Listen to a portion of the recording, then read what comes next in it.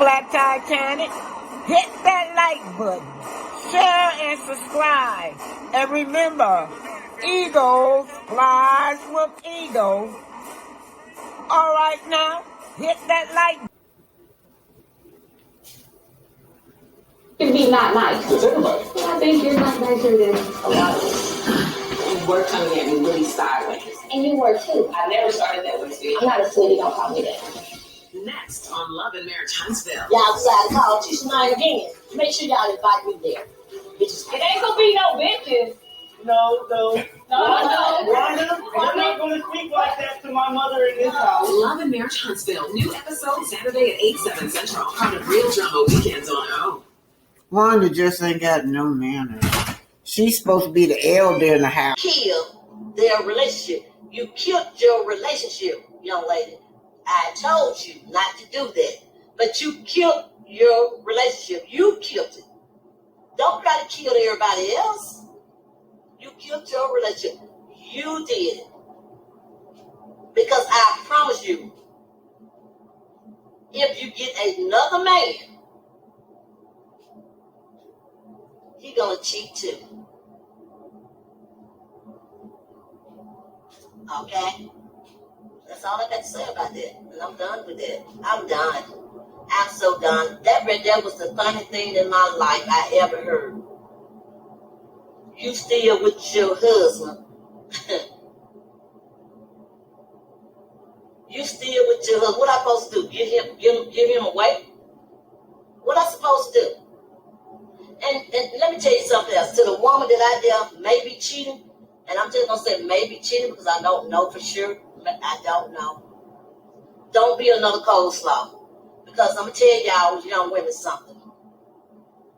Every man that cheat on his wife, and this is the truth. I'm gonna say 98%. I'm gonna say this right here. 98% means that cheat, if they cheat on their wife, 98% of them, and this on everything, young ladies, everything. If a man asks a woman to marry him, he loves that woman. Okay? If a man asks a woman to marry him, he loves that woman. And I'm going to preach this every day to my child. Miss Lady P in the background, y'all. What up? Miss Wanda over there. I'm out here trying to get my money. And she sure did with both of her mans. We collect the money from both of her mans, y'all. I just gotta get all of mine. Y'all know that? I'm telling you, I got to get it all. See what I'm saying? Got to get it all. Got to get it all, boo. Okay, Wanda, you gonna get us hurt out here. No, baby. Anyway, y'all. Like folk don't know me. Y'all have to forgive me. I got old. I'm getting old. I broke my teeth, so I'm just gonna put it out like that. I broke my damn false teeth. Teeth at the top. I gotta get some more teeth, y'all. I broke my teeth. When we don't know, that's when it becomes really tricky. And I think it's really sad because I think what a lot of people do, they flip stuff to be the narrative they want it to be, and it doesn't even have to be any truth in it. Just because that's the way we want it to be is the truth. And I think, they don't realize just how malicious and evil that can be. Yeah. When you don't even know a person. I know, that makes me sad. It really is exhausting to even read about it, so I can only imagine you guys living through it. Yeah, that's a lot. So, what are your thoughts on Miss Wanda going live and talking about Melody? Let me just say this, okay? Ignorance cannot be understood. It cannot be explained. It cannot be reasoned with. And sometimes you just have to let people stay where they're at. She's not someone I would even have in my circle because of the way she moves. Not because of who she is, but because of the way she moves. Right. I think it's very sad, for her to seem to have such a dislike for someone who don't even fool with her. Why do you think that is? Why do you think that is that she has a lot to say about Melody and what Melody does? Like I said, you can't understand or explain ignorance. You can't. You can't even reason with it. Mm-hmm. Mm-hmm. So I don't even try to fathom why she does what she does or says what she says. But what I do know is, you know, it backfires every time. Yeah. You know, and on top of that, here's the thing. When God's favor is upon someone, you can't touch that. You may not like it. You may wish that that person didn't have God's favor, Mm-hmm. but you can't touch it. And to try to fight against that, it puts you in a very dangerous position. Y'all know Lady P, better known as Miss Wanda. But May the 19th is Malcolm's ex-birthday. And that's what we need to be celebrating. But a brief history about Malcolm X is that Malcolm X was groomed to be who he was from childhood. His dad was the president of Marcus Garvey organization. His mom was the secretary, and she ran the newspaper. And they were Marcus Garvey first-hand people. So Malcolm X grew up, you know, being groomed from childhood to be who he was. You know, even though he was young, he was absorbing that.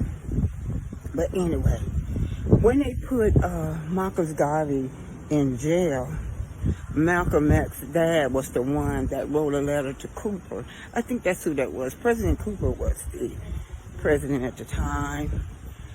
And he released him.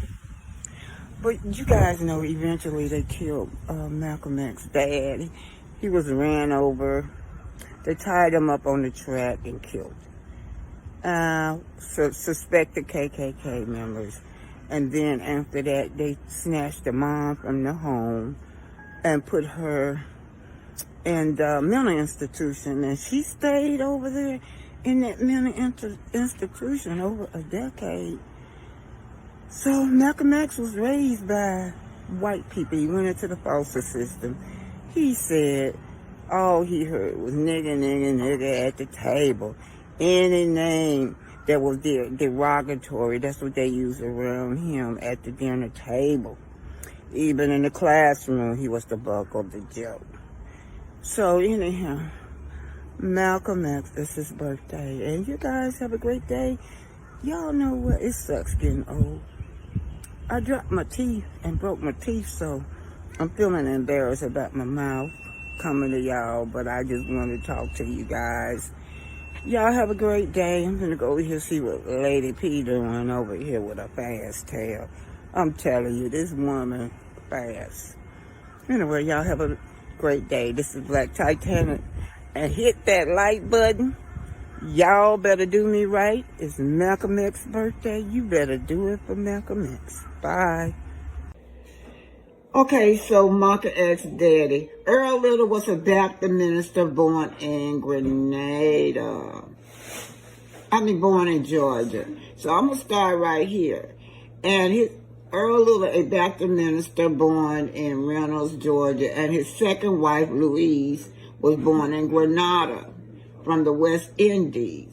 Were long-standing members of Marcus Garvey's Universal Negro Improvement Association. Earl Little worked as an organizer for the movement during the 1920s, and at the time served as the president of the Omaha, Nebraska UNIA. This is Marcus Garvey, y'all, division. Louise Little served as the division secretary, writing reports, documenting local UNIA activities, and division meetings for the Negro World News, Marcus Garvey newspaper. Earl Little also petitioned for Garvey's release after his 1925 incarceration on federal mail fraud charges. He wrote a letter to whoever was the president at the time. I think it was President Cooper, and they dismissed him. He was released. On May 1925, Louise gave birth to a son, Malcolm, who would later be known as Malcolm X. The little involved in the UNIA extended to their children. Malcolm, recalling his father in his autobiography, Malcolm X said, "The image of him that made me proudest was his crusading and militant campaigning with the words of Marcus Garvey. It was only me that he sometimes took with him to the Garvey UNIA meetings, which he held quickly in different people's homes."